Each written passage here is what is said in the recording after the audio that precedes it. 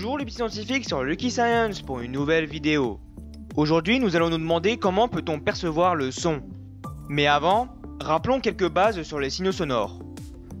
Pour rester simple, le son est en effet un signal caractérisé par deux éléments, sa fréquence en Hertz et son amplitude en décibels, qu'on peut aussi appeler le niveau sonore, à ne pas confondre avec l'intensité acoustique. La fréquence se calcule en faisant l'inverse de la période t, la période étant la durée du motif qui se répète. Et le niveau sonore s'obtient grâce à cette formule logarithmique. Le plus important à savoir dans le cas de cette vidéo est que le son est caractérisé par une vibration qui se propage dans l'espace environnant. Et comme vous le savez bien, ce signal sonore s'atténue de plus en plus lorsqu'il parcourt ces distances, dépendant de la composition et des conditions de l'environnement. Le son a donc besoin d'un support pour se propager, plus spécifiquement un fluide, c'est-à-dire un gaz ou un liquide, et la nature de ce dernier détermine sa vitesse. Un exemple populaire pour illustrer ce fait, c'est que le son est plus rapide dans l'eau que dans l'air, car la densité de l'eau est plus grande que celle de l'air. Et voilà, maintenant vous avez toutes les connaissances nécessaires pour la suite de la vidéo.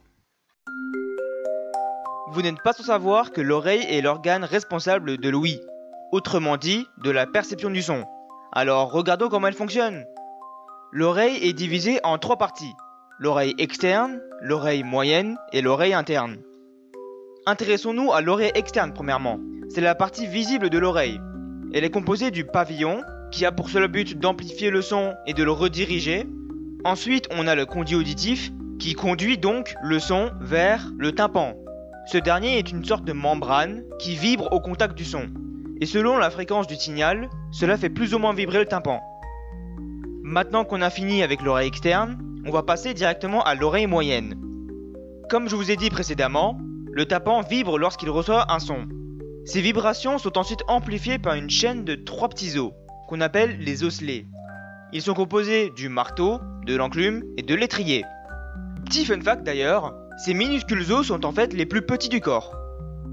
Au bout de la chaîne des osselets, on trouve la fenêtre ovale, qui fonctionne à peu près comme le tympan, sauf que cette fois-ci, ce n'est pas vraiment le son qui fait vibrer, mais l'étrier. Avec ça, on enchaîne avec l'oreille interne.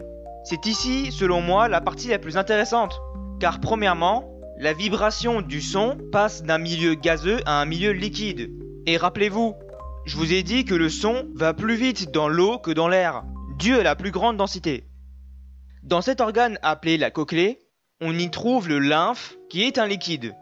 Il permet un rendement plus précis niveau de la détection du son.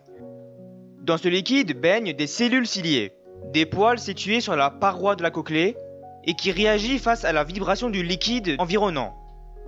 De plus, la structure de la cochlée en forme de spirale permet de faire vibrer les parois différemment selon la fréquence du son. De ce fait, si le son est à 20 MHz, elle fera vibrer la base. Mais si le son est à 20 Hz, il fera plutôt vibrer l'apex, qui est le bout de la spirale. Cela veut dire que ce n'est pas les mêmes cellules ciliées qui vont vibrer dépendant de la fréquence. Mais Lucky, à quoi servent ces cellules? Très bonne question. Ces petits poils, lorsqu'ils vibrent, génèrent un signal nerveux. Et je vais passer les détails, mais grossièrement, ce signal est envoyé vers le nerf auditif, direction le cerveau, où il est traité.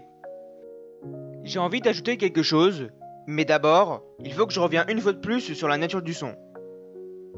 Il existe deux types de sons, les sons purs, où leurs courbes sont des sinusoïdes parfaites, et les sons complexes, ceux qu'on entend tous les jours et qui correspondent à une somme de sons purs. Là où je veux en venir, c'est qu'il est peut-être simple de calculer la fréquence d'un son pur, mais pour un son complexe, c'est pour le coup plus complexe. Ah, je suis très drôle, hein, vraiment. Plus sérieusement, les sons complexes sont composés de plusieurs fréquences. On a la fréquence fondamentale qui est calculée par 1 sur t, et les harmoniques, qui sont des multiples de la fréquence fondamentale. Lorsqu'on fait une analyse de spectre, on remarque qu'un son pur a toujours un seul pic, qui représente sa seule fréquence. En revanche, un son complexe a plusieurs pics.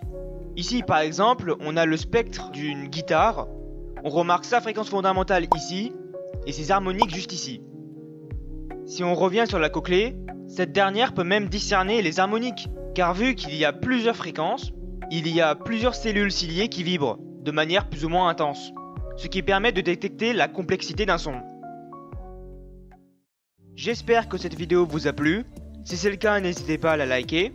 Sinon, vous pouvez faire part de vos remarques et critiques en commentaire. Et si vous ne voulez pas rater le fil de publication des vidéos, n'oubliez pas de vous abonner. Sur ce, je vous dis à bientôt sur Lucky Science.